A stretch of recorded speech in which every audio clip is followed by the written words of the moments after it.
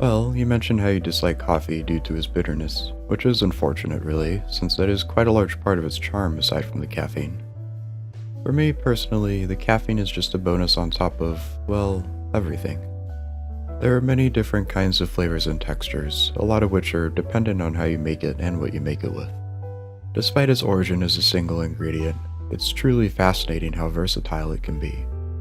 Ah, yes, but you asked me what I'd recommend for you.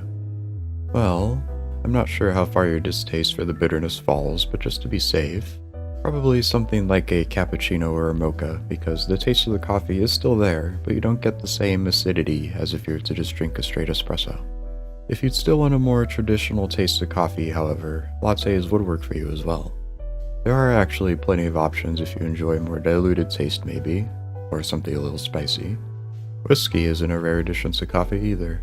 Lattes are probably the safest choice out there really, inoffensive and perhaps the most commonly consumed among the masses.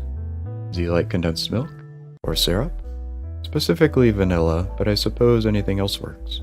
I'm sure I could get whatever I need to make the perfect cup for you. Ah yes, there's also cinnamon. Funnily enough, I do hear a lot of things about being a so-called barbaric addition to coffee, but personally I don't mind it.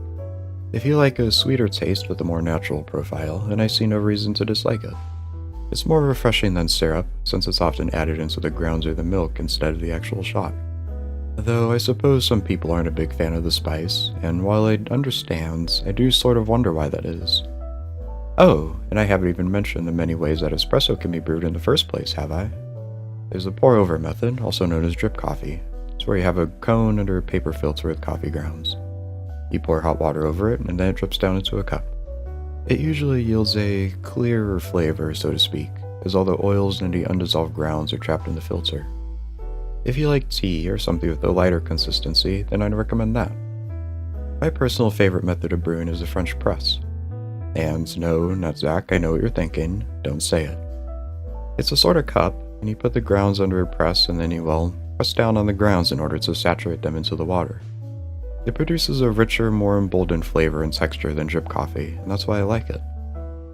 I don't think I'm really helping your mental state with that description now, am I? Netzach. Hello?